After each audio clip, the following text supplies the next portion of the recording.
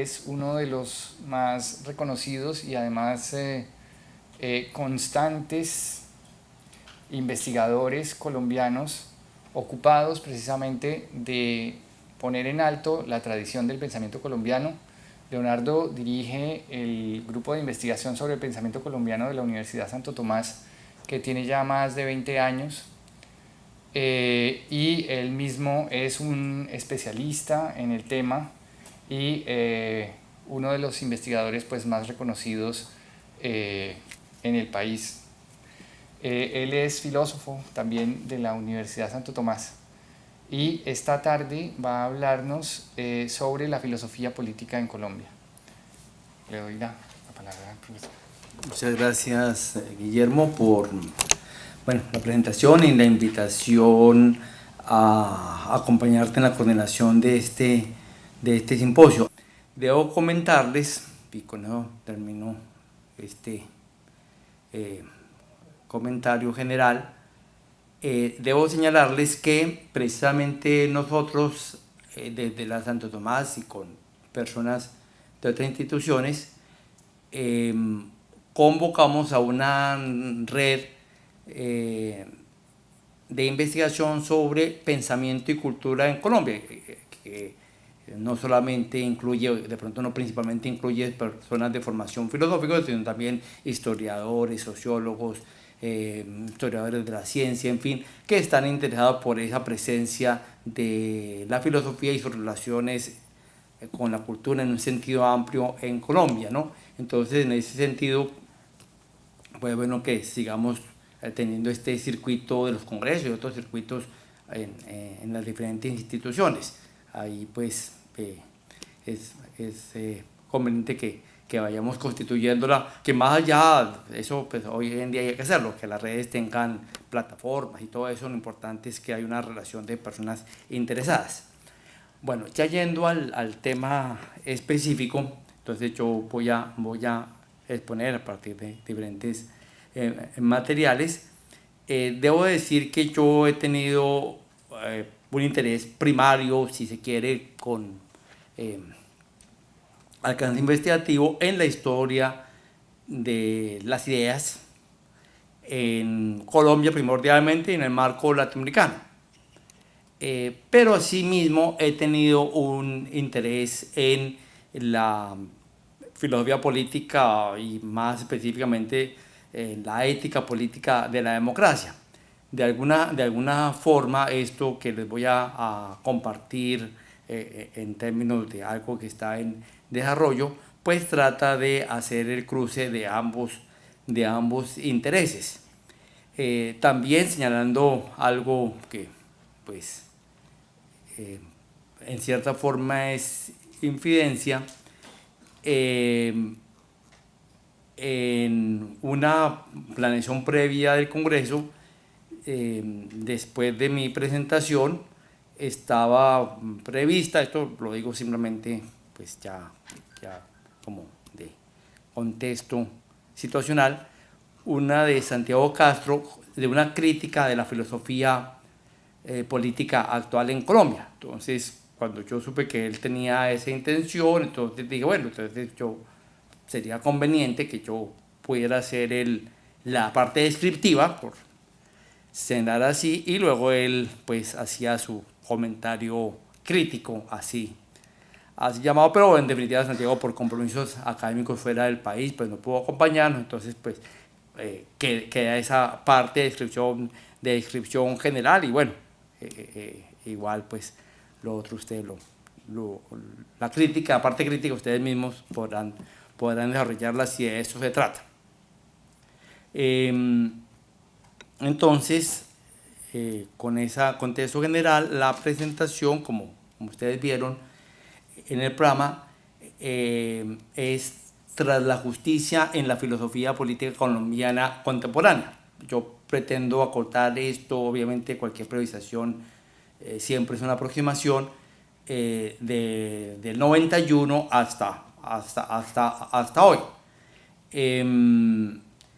Y quiero llamarle la atención sobre por qué elegí ese título. Ese título, parte específica tras la justicia, intenta retomar un juego que yo veo que hizo el traductor de Tras la virtud de MacIntyre, juego que en inglés no funciona, pero digamos que, o así lo percibo yo, en la traducción sí funciona porque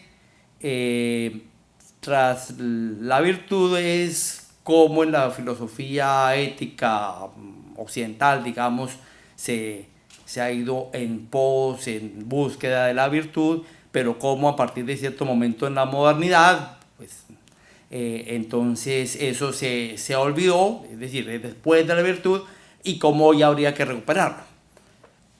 Haciendo aproximadamente, por supuesto, la semejanza, entonces el planteamiento de fondo que está ya en mi propio título es que en este proceso reciente, en cuanto nosotros podemos dar cuenta de nuestro propio tiempo,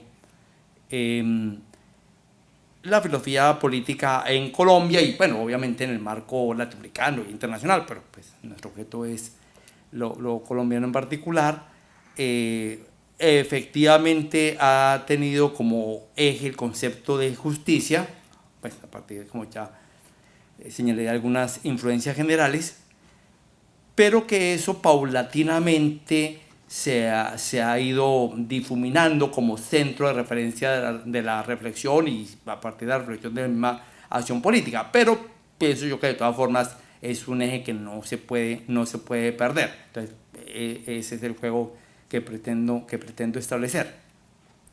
Bueno, esta indagación tiene, pues, además de los marcos más globales que ha dado, tiene tres contextos sobre los que quiero llamar la atención en donde se inscribe la preocupación. Hay un contexto claramente histórico, pues evidentemente estas fechas no son gratuitas, estamos en la celebración, conmemoración de los 25 años de la actual Constitución.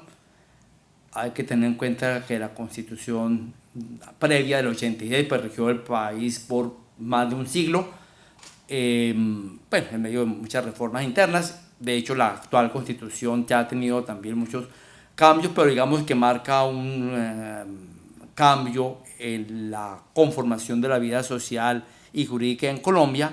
Y esto se encuentra hoy con el inminente acuerdo de paz, que independientemente de las opiniones que tengamos como actores o ciudadanos políticos, pues evidentemente es un proceso importante. Entonces, yo quiero situar ahí la reflexión en ese lapso histórico, en la medida que pienso y creo que con eso coincidimos con los autores que trabajan ya sistemáticamente este campo, que la filosofía política, por supuesto, debe ser filosofía, pero también en la misma medida, con la misma prioridad, ella misma es política, ella misma es una acción política, más allá de que puede ser deseable que los filósofos en general y los filósofos políticos en particular participen en la vida social y hagan activismo, en fin, no vamos a discutir en eso, su ejercicio político es esa misma reflexión. Es decir, no es una mera exégesis de la historia de la filosofía, de los textos del canon de la filosofía política, sino es, y así yo lo veo en los colegas que trabajan este campo, ¿no? Entonces, por eso hay que ubicarlo en un contexto histórico-político, como puede ser ese tránsito de los últimos 25 años de la Constitución del 91 a este inminente acuerdo de paz y, bueno, todo lo que siga pasando. Ahora, ya mencioné yo la Constitución del 86 y quiero sugerir una comparación, que es esta.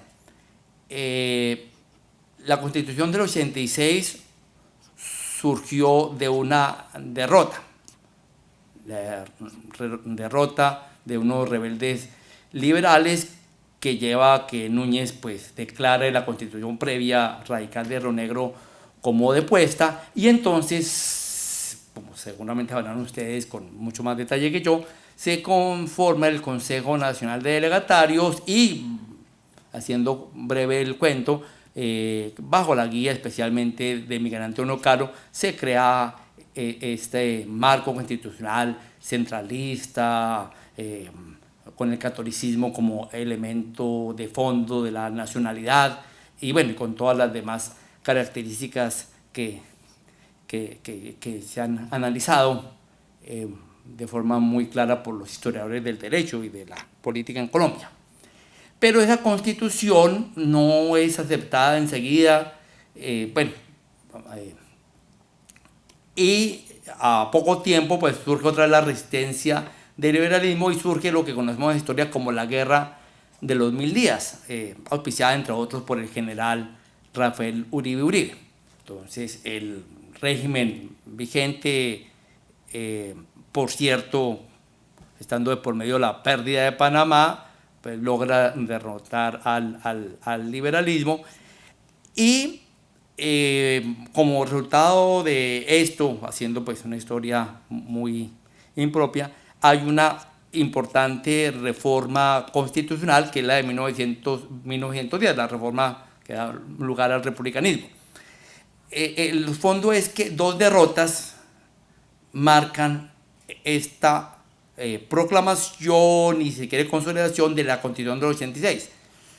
Yo no sé si se puede sugerir que dos procesos de paz pueden marcar este periplo ya de nuestro tiempo entre el proceso de paz, básicamente, además de otros grupos, con el M-19, de cual surge la Asamblea Nacional Constituyente que da lugar a la Constitución del 91, y que presumiblemente, pues ya eso depende de la dinámica, si Hegel bien decía que la filosofía no estamos para hacer predicciones, pero probablemente lleve también, no sé si a otra constitución, pero sí de pronto a una consolidación de esta, o por lo menos de la promesa, por ejemplo, de la paz. Entonces yo creo que es ese contexto histórico, con esa referencia al tránsito del siglo XIX al siglo XX, podría en términos de proyección.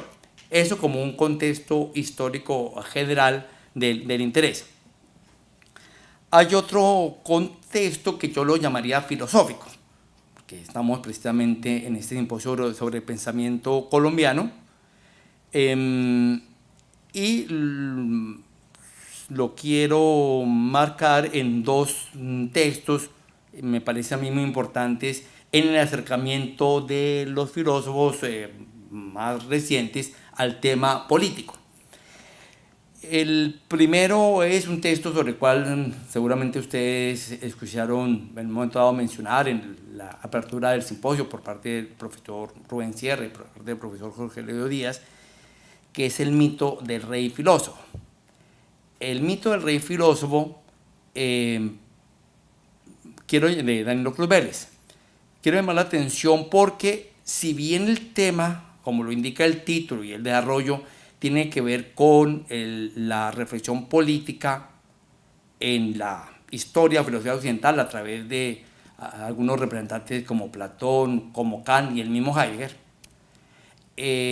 no se puede considerar que sea un texto, pues tampoco lo pretendió ser de filosofía política. Es un estudio que está muy en el contexto del análisis del affair de Heidegger sobre el nazismo y, digamos, disculpar a Heidegger de eso, pero en mi punto específico es que para Danilo Cruz Vélez, y de pronto coincidiría con algunos de su generación, el problema de Platón, lo mismo de Heidegger, fue que incursionaron en lo político, ¿no? Como que dejaron la inmaculidad de su toga de filósofos para ir a mezclarse en el barro de la política, y ese fue el problema. Bueno, no estamos aquí para analizar sobre los incidentes de Platón y de Heidegger, pero el planteamiento que le sirve de fundamento a Danilo Cruz Vélez es aquello que dice Kant, de que contra lo que decía Platón, no es deseable que el filósofo se vuelva político, se meta a la política porque pierde la claridad del juicio reflexivo. Bueno, esa definitivamente no es la situación hoy en esta reflexión filosófico-política, retomando lo que ya había señalado, insisto, más allá de ya los compromisos si quiere partidista, en fin, que puedan tener las personas que se dedican a esto, hay la idea de que la filosofía, a través de su reflexión sobre las condiciones de la justicia, del poder, tiene una presencia política. Es decir, la filosofía política debe ser filosofía con todas las exigencias de rigor o que ustedes quieran, pero también ella misma es política. Y yo defiendo que eso realmente ha sido una constante en la historia del pensamiento occidental y bueno, también latinoamericano, cada incluido, más allá de pues, ya precisiones metodológicas que se puedan hacer. Bueno, y el otro texto que estaría dentro del periodo, pero que yo lo situaría dentro de esta reconstrucción en términos del contexto filosófico. Más que el libro me refiero a la expresión, pero obviamente pues, es significativo el libro mismo.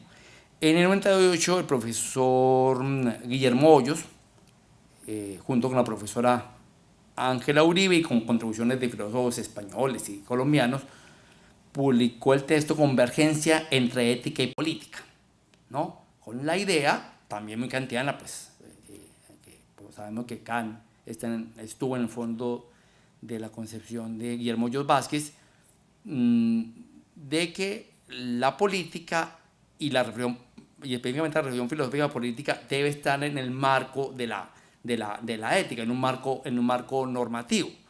Si ustedes quieren la política como un capítulo de la ética. Eso se indica aquí en este libro, en este título y obviamente en las tesis que sostiene Hoyos en la presentación del libro, pero es algo que se puede rastrear ya por lo menos desde la década de los 80. Sin sugerir que esto tenga relación directa, porque pues todo eso es un análisis que hacemos retrospectivamente, en 1990 desarrollamos en los congresos de filosofía latinoamericana de la Universidad de Santo Tomás un congreso sobre ética, en que Hoyos fue uno de los invitados centrales, entiendo que fue la primera vez que ella estuvo por acá, con la doctora de la Cortina, que pues ha sido pues constante animadora de esta temática en España y en América Latina y especialmente en Colombia. A través de la presencia de ellos y otros discípulos, sobre todo por la impronta de la ética discursiva, esa idea de que la reflexión política era una derivación de la filosofía ética marcó el momento. Se hablaba mucho, pues se puede seguir hablando, pero digamos que había un énfasis en la ética ciudadana, el consenso como forma de resolver los conflictos, y de alguna forma eso estuvo de fondo filosófico, así sea muy en el fondo de los procesos ya propiamente movimiento que vieron y cómo reacciona al narcotráfico y a toda la situación que dio lugar a la séptima papeleta y luego la Constitución del 91, y en los primeros años así se entendió la Constitución. La Constitución fue un consenso entre diferentes fuerzas para dar lugar que a la multiculturalidad, que a la diversidad regional. Entonces así se gestó con ese discurso político eticista, si usted quiere moralista, la Constitución y su primer desarrollo. Bueno, vuelvo a la mención que hacía del título de mi presentación, porque yo creo observar que ese paulatinamente ha sido menos el caso. Pienso que cada vez más, incluso en algún momento Kant dice que eso es lo deseable, pero digamos que ese es otro tema en este momento, cada vez más se desvincula más el carácter específico de la reflexión política de lo ético, y con eso no quiero decir que se haya vuelto inmoral, sino que son dos campos distintos. Cada vez hay más conciencia de la autonomía de la reflexión propiamente política, de la reflexión ética, insisto, sin con eso queramos una acusación de que la política y la filosofía política hoy en Colombia o en el mundo es inmoral o antimoral. No se trata de eso, sino que hay la conciencia de que son dinámicas diferentes y que el problema de asuntos como la desigualdad, como la guerra, como la corrupción misma pública, no son asunto meramente de una transformación moral de las personas o ni siquiera de la sociedad. Obviamente la educación ciudadana, cívica, que llamamos antes, puede ser importante, pero ese no es el centro de la cuestión. Y en tercer lugar, quiero llamar la atención sobre pero entonces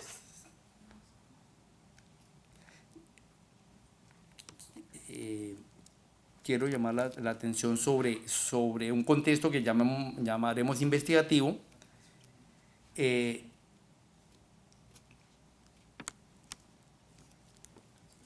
es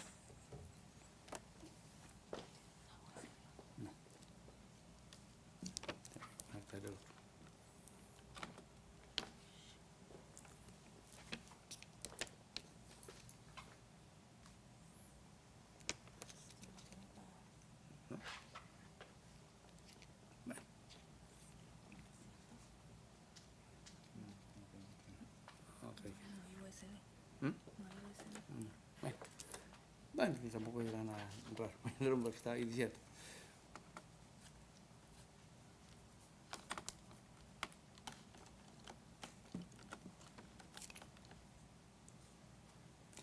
En un contexto investigativo, que es una indagación que estamos haciendo precisamente en el grupo de Bartolomé de las Casas, de que hablaba Guillermo, en un contexto de una red de justicia internacional de la Haya, perspectivas epistemológicas de la justicia, un proyecto que pues, orienta a un abogado y filósofo español, en fin, en que desde distintos puntos de vista, distintos enfoques disciplinarios, quiero decir, se analiza el tema de la justicia a propósito de la justicia internacional. Hay núcleos y opera desde diferentes partes de Iberoamérica, por lo pronto. Entonces hay núcleos de economistas, de teólogos, de abogados, por supuesto, y hay un núcleo filosófico que orientamos desde la Santo Tomás, desde el grupo Bartolomé. Ahí estamos participando el mismo Santiago y, bueno, y otros colegas, y también colegas de otras instituciones aquí en Colombia y en otros medios de Iberoamérica, incluidos algunos de los que son objetos ya propiamente de la investigación. En ese marco, entonces, nosotros desde el grupo Bartolomé en la Santo Tomás, y ahí en conversación con otros colegas externos, hemos hablado, por supuesto, a partir del contexto general, de un modelo de 4 enfoques que habría hoy sobre el tema de la justicia, que pues para los que trabajan en el tema pues obviamente son conocidos, yo diría que obvios, pero es una forma pues de tipologizar, tipificar esto en aras de, pues ya dentro de ese proyecto específico, de desarrollar un concepto plural, rico, crítico de justicia, en contra de monologismos en este campo. Pues eso es lo que está esquematizado, pero bueno, creo que pues yo creo que no es tan complejo.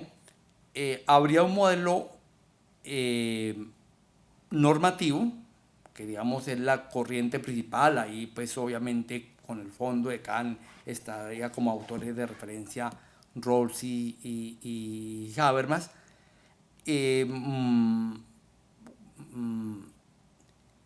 Este modelo establece que la justicia tiene que crear unas condiciones universales generales que deben cumplir las instituciones y las acciones en el seno de una sociedad, precisamente para ser calificadas como justas. Otro modelo entra en discusión con este, más dentro de lo que por la terminología hegeliana se llama la eticidad, plantea que la justicia tiene que ver con situaciones efectivas, no puede ser algo general, abstracto, de meramente normativo, sino tiene que ver con valores que guían el reconocimiento efectivo que tengan las personas y los grupos sociales, y por ejemplo las culturas. Aquí en este modelo que podemos llamar, entre otras cosas, reconocitivo, entonces, pues de fondo, en el debate filosófico-político actual estarían Taylor y Honneth. Habría otro modelo que se centra más bien en las víctimas de los mismos procesos políticos. Sería un enfoque reparativo, aquí sin insinuar que todos tienen influencia de eso, pues autores de fondo, uno podría pensar en Levinas. Y habría un cuarto modelo, esto lo hemos discutido y pues ahí está escrito, que sería propiamente político, que estaría centrado en las condiciones efectivas de obtención de la hegemonía. Ahí Gramsci está de fondo, autores de referencia más recientes, pues podría ser el mismo Laclau, que, como completar lo que dije al principio, pues es el modelo que reivindica personas como Santiago Castro. Entonces, retomando esa hipótesis de fondo que yo les señalaba al explicar el mismo título, cada vez más en la reflexión política en Colombia y de pronto en la misma política se va dando ese paso de esa convergencia de la ética y la política a un enfoque normativo, como el que estaba presente pues, en la misma obra de Guillermo Hoyos, a otros enfoques que relativizan de muchas formas de estas y que plantean bien un modelo, lo llamamos el documento, position paper que elaboramos varias personas, un modelo emancipatorio, ¿no? Entonces hay esa clasificación que hacemos, que obviamente es aproximada. Esta clasificación pues tiene referentes internacionales, como los que he dicho, tiene referentes latinoamericanos y tiene referentes colombianos, y en esta presentación pues yo me dedico a los referentes específicamente colombianos, sabiendo que pues entonces voy a hablar de autoras y autores que pues tendrán su propia concepción sobre lo que hacen y que pueden no estar de acuerdo. En una medida pues es una mirada muy personal mía de este proceso, pensando eventualmente quizás más para lo que estamos aquí, que tendremos nuestras propias proposiciones de trabajo que debemos desarrollar, lo que podría ser material para el futuro, si se quiere, en una historias, ideas, pero de nuestro propio presente. Ahora, en la presentación sistemática, pues el eje es este modelo normativo con Rawls y Habermas, que obviamente tienen sus distinciones. Luego esta ruptura, que en la disciplina internacional marcó el comunitarismo, aquí en este modelo del reconocimiento. Este otro modelo, si ustedes quieren, protoético, que es el de la reparación de las víctimas que sufren el dolor corporal, el despojo, en fin. Y luego el modelo de la ganancia de hegemonía que hacen los grupos a través de la acción política directa, si ustedes quieren. Pero en términos ya de ubicar, que es el centro del asunto, a algunos, evidentemente a algunos, este mismo congreso pues demuestra que el campo de la reflexión sobre política es uno de los que más interesan a las personas que nos dedicamos a esto, pero en orden de ubicar algunos referentes de nuestros maestros, nuestros colegas. Entonces yo prefiero hacer una línea más, si ustedes quieren, de génesis, tal vez genealógica no sería el término más apropiado, pero sí de la génesis de esto.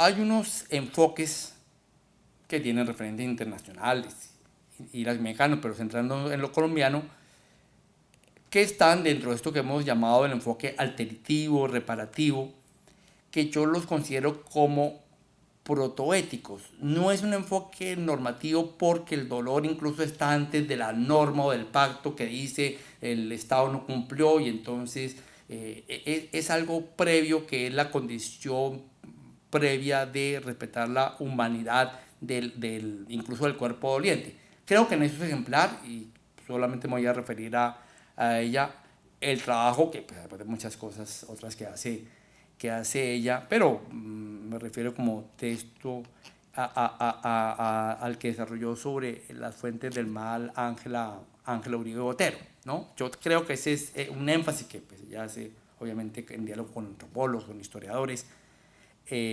escarbando en la historia y también la situación presente, en donde el énfasis es que esto no tiene que ver o es previo a la misma condición del pacto. En ese sentido, es previo, conceptualmente hablando, a la idea de la ética discursiva, de que vamos a buscar un consenso y a redefinir las reglas del juego. Todo esto que se hablaba mucho hace 25 años, hoy no tanto, pues ya habrá que valorarlo o no.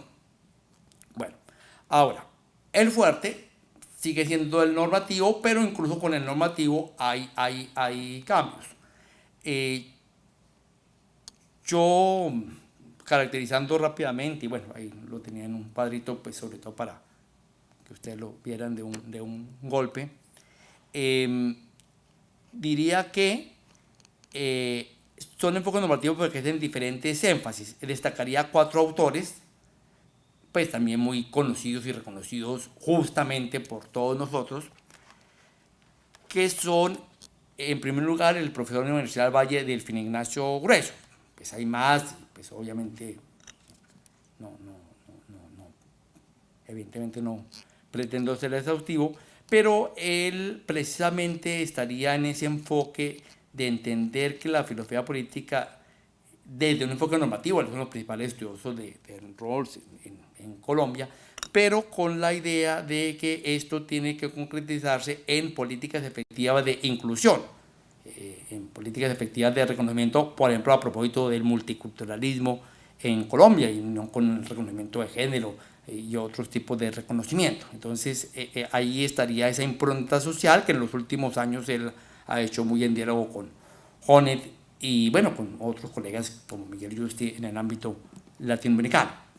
En el caso de Francisco Cortés, que de hecho es discípulo directo de Honneth, como ustedes saben, colega de la Universidad de Antioquia, el énfasis, insisto, desde una mirada kantiana formada en todo este paradigma dominante de la filosofía política y también jurídica en Colombia, sin embargo, es las condiciones de justicia económica en el ámbito internacional, que le ha dedicado varios estudios, pero también en el ámbito nacional. Es decir, si no hay una igualdad de hecho, la igualdad formal queda como una mera apariencia, una mera ideología. Pues obviamente estoy diciendo muy brevemente lo que ellos han explicado con mucho detalle en sus obras, en conferencias.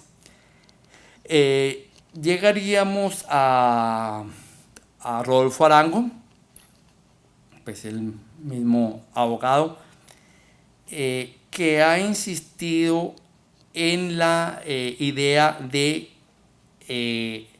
la apertura de los derechos meramente formales y políticos a los derechos sociales como derechos constitutivos de una democracia. Un enfoque normativo, un enfoque normativo con contenido. Y seguramente pues el gran referente, así que uno puede pensar primordialmente en estos, es pues alguien como Óscar Mejía Quintana, quien pues hizo la primera labor de difusión de Rawls, incluso se dio a conocer en cierta forma a Hoyos, que pues procedía más de la tradición, con misma formación alemana, con Habermas, bueno, eso tenía ya minucias, pero en el caso de Óscar Mejía Quintana es notable cómo desde ese modelo normativo inspirado en Rawls cada vez se afirma más, sin salir de ahí, en algo que he llamado una democracia disputatoria. Es decir, ya hay una evolución interna en que las condiciones formales tienen que hacerse en el juego político de movimientos sociales, de ciudadanía que exige sus derechos. No es un asunto del mero diálogo en el sentido así como fino, sino es una cosa, la deliberación política es un proceso de lucha por los derechos, tomando una expresión típica en derecho.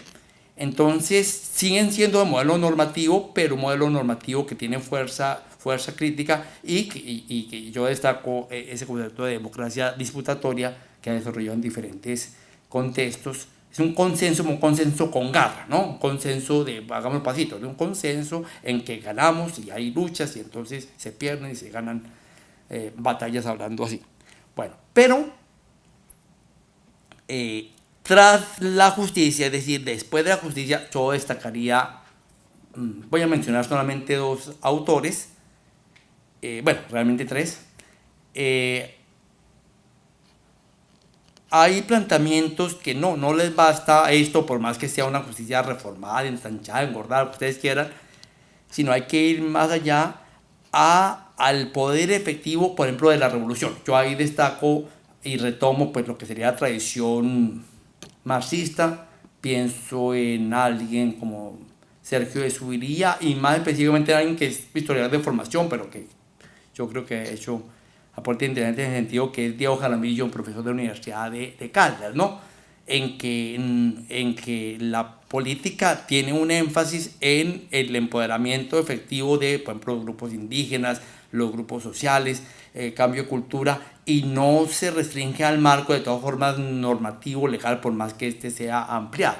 Es decir, se va más allá de la desobediencia civil a la revolución. Y el otro más reciente, por lo menos en este campo, ya lo mencioné y de hecho ya señalé su posición, que desafortunadamente para ustedes él mismo no está aquí para explicarla con un lujo de detalles, que es la de Santiago, especialmente a partir de su libro reciente sobre Chiche, y con influencia más directa influencia directa de Laclau, en que la idea es que la política tiene sus propios mecanismos, sus propias dinámicas que la ética no puede fijar.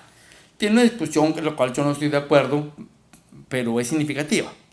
La ética depende de los valores propios de cada cual, valores religiosos o seculares, ustedes quieran. En cambio, la política sí tiene que lograrse a través de la imposición de hegemonías. Imposición no generalmente quiere decir arbitraria. Entonces, esto es el reconocimiento que se debe hacer en el juego de empoderamiento que de las mujeres, que de los movimientos LGTB, que de los indígenas, que de los pueblos periféricos, ¿no? Que de las clases, también se retoma el concepto de clase marxiano y marxista. Y eso, el filósofo da cuenta de eso, de alguna forma en una recuperación, si ustedes quieren, del mismo Lenin, y no simplemente trata de normatizarlo, ¿no?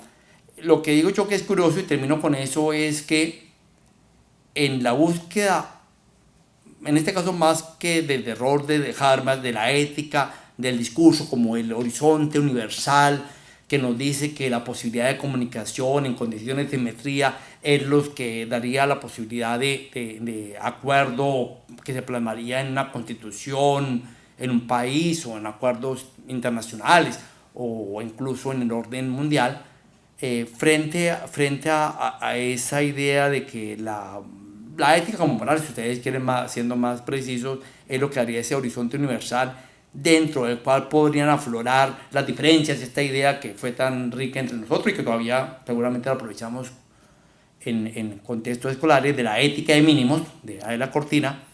Hoy la situación en Colombia y seguramente con el contexto latinoamericano y mundial es la de una dispersión moral, que es la acción política efectiva en el seno de una democracia más allá de lo deliberativa disputatoria, como dice Oscar Mejía, la que pueda reivindicar la presencia política hoy.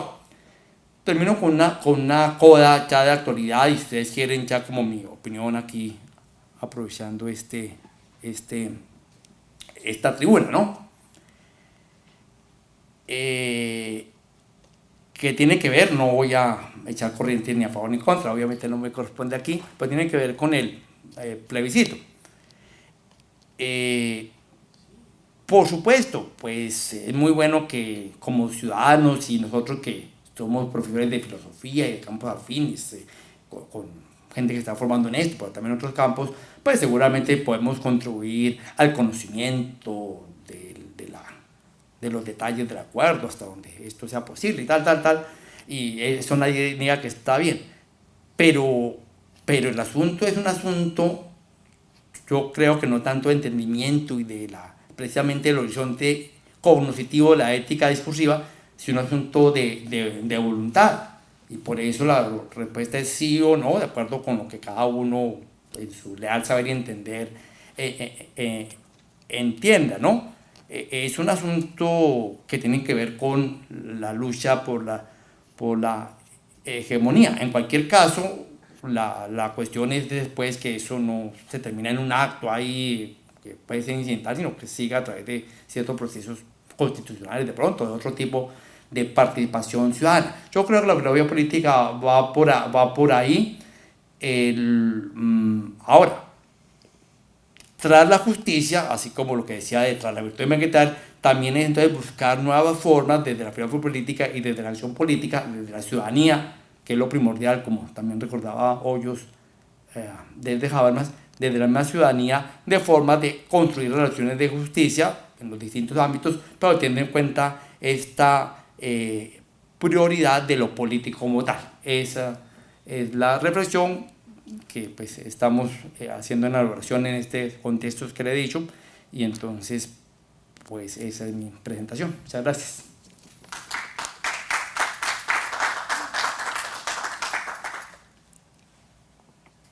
Hace algunos años tuvimos también que discutir, y que me parecía un poco inútil en términos de la filosofía del derecho, ¿sí? Hace unos años, cuando refundamos la Sociedad Colombiana de Filosofía del Derecho, tuvimos esta disputa continua entre quiénes son los filósofos políticos, filósofos, ¿no?, subrayado, y quiénes son quiénes son los filósofos del derecho, con el subrayado en filósofos, y quiénes son los filósofos del derecho con el subrayado en derecho, ¿sí?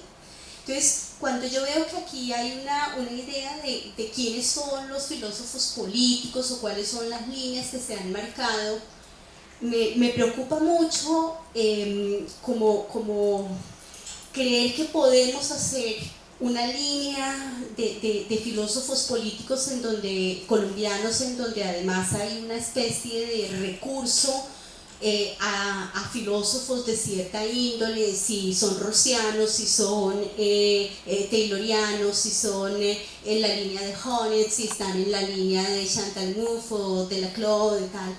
Entonces, yo particularmente te diría, yo no estoy de acuerdo. Es decir, para mí, que me he ocupado de la filosofía política muchos años, yo no encuentro a veces las fronteras. Yo realmente siento que la realidad política tiene unos niveles tan diversos, y que los escritos de pensadores de muy distintas disciplinas, si uno lee pues asuntos de tierra como los de Molano, o si uno lee asuntos que tienen que ver, por ejemplo, con teoría constitucional, todo esto son recursos maravillosos, y son para intercambiar y para dialogar, ¿sí?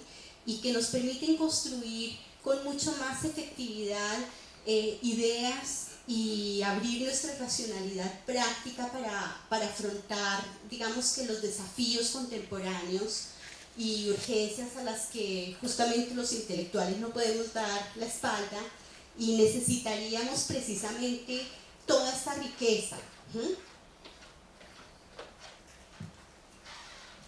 Sí, pues lo mínimo que voy a decir es que si esa impresión pues no me hice entender, pero más en general, doy un ejemplo, pues, con el cual tenemos alguna familiaridad, que es esos conceptos,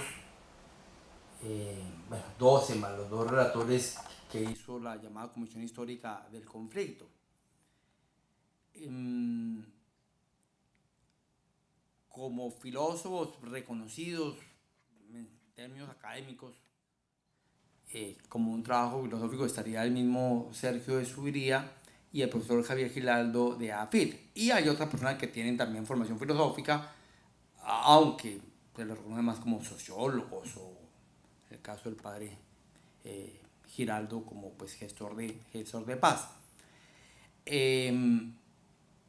Por supuesto, todas esas reconstrucciones históricas y análisis económicos, sociológicos, pues yo creo que hacen parte de la discusión misma, y de hecho uno de mis énfasis es que la filosofía política no se puede ver por fuera de la acción política misma y la reflexión sobre lo político que puede ser de otros grupos disciplinarios, más allá de las etiquetas que pueda tener el ejercicio de las personas.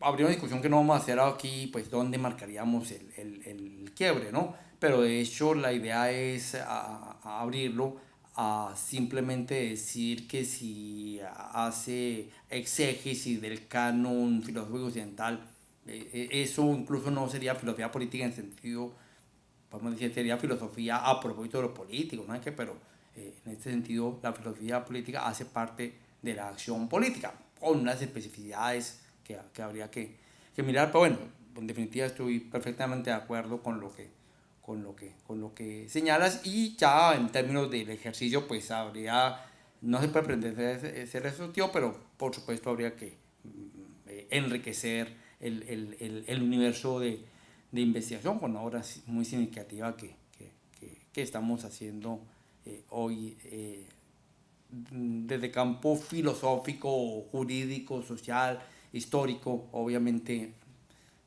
mi idea era más bien reivindicar el trabajo de Diego Jaramillo, no decir que, como es historiador no viene aquí, no, lo contrario, ¿no? Pero pues parece que el énfasis no fue bien gestado.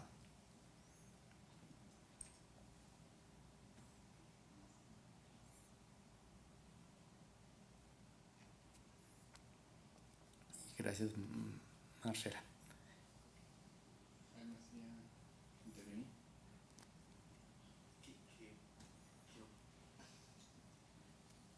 ¿Qué valor le das a la participación de un filósofo, a Sergio en particular, de Subiría, en los diálogos de La Habana? ¿Qué significaría eso intelectual, simbólica y políticamente para el campo de la filosofía política que tú estás? Sí, me parece muy representativo. A ver, yo debo decir que en mis afinidades, no sé si electivas, pero intelectuales, en términos de análisis filosófico, curiosamente me acerqué más a la intervención en esta comisión del padre Giraldo, ¿no? Parece que es curiosamente el que más hace análisis conceptual, si eso es que nos caracteriza. Pues con su impronta específica.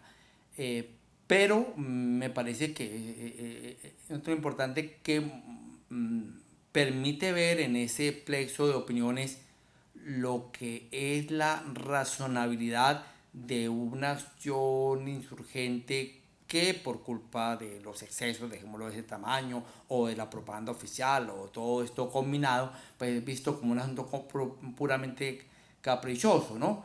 El análisis de Sergio es más interesante porque es el que de todos analiza la mirada, la representación, cómo historiadores, sociólogos han reconstruido el asunto. Es una especie de estado de arte, en ese sentido tiene un carácter de metaconciencia para situar el asunto en el tema de las representaciones sociales sobre el conflicto. Eso en cuanto a la intervención, otras cosas no me he enterado, pero sí me parece valioso lo que él hizo en esa intervención. creo que podría haber sido interesante que más filósofos profesionales, como algunos que he mencionado, participaran directamente en esa consulta. Igual era una comisión histórica del conflicto, no una comisión filosófica, por decirlo así, pero no, me parece valioso y un aporte bueno, obviamente en este gran conjunto. Ahora, debo decir, ya aparte de lo de Sergio, que pues no sé si desafortunadamente o simplemente es la constatación de los hechos, lo de la comisión quedó como material de referencia para que analicen en estudios especializados personas en conjunto, pero tengo la impresión de que a pesar de esfuerzos, si quiere ellos mismos, de instituciones, en fin, no ha tenido suficiente apropiación, ¿no? Quizás también porque pues eran trabajos muy, pues están muy bien, profesionales, densos, pero yo con los intentos que he hecho como profesor a los jóvenes en general les queda difícil porque presuponen muchas cosas de conocimiento de historia patria, comenzando por ahí, de ciertos procesos, es decir, pero bueno, ese es un reto que tendríamos, ahí sí como educadores en general, de mediar en estas opiniones de la comisión, pero en la respuesta no, me parece que ha sido fue muy valiosa la intervención de este filósofo en esa perspectiva. Eso te comentaría.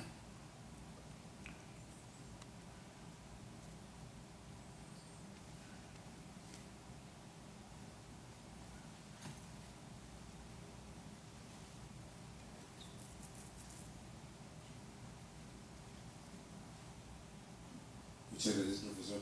Quería preguntarle, casi todas las caracterizaciones de las tendencias de filosofía política que usted nombró, creo que todas, corresponden o bien a liberales o a izquierdistas, en términos generales. ¿Sabemos de pensamiento conservador o de derecha en estas direcciones que tenga pretensiones políticas y filosóficas? Es más fácil con el pasado, ¿no? Uno piensa en como Sergio Arboleda, ¿no? Ya en el siglo XIX.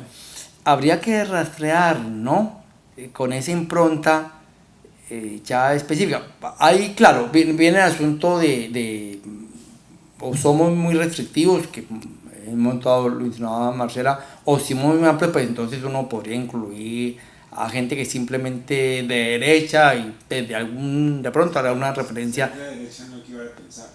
Sí, entonces podría ser en términos de acción política general, que pues, evidentemente hay unos sectores, digamos, que son intelectuales en ese sentido, pero bueno, ayer aquí mismo estábamos, no estoy comparando peras con manzanas, pero estamos frente a la presentación de un pensador reaccionario con toda una reivindicación de eso, que fue Nicolás Gómez Dávila.